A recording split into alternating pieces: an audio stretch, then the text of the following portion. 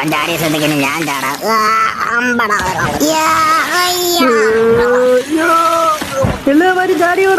ചാടിയാളിയാ നല്ല രസമുണ്ടല്ലേ ഇവിടെ നീന്തായി.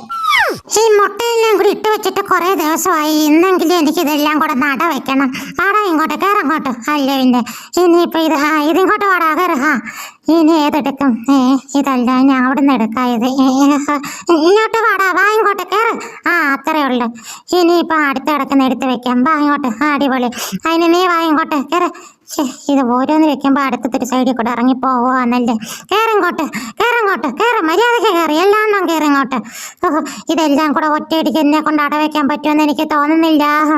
വല്ല കാശ് കൊടുത്തോ അല്ലെ ബംഗാളികൾ അങ്ങനെ പണിക്ക് നിർത്തിയാലോ എന്ന് ആലോചിക്കുക ഞാൻ.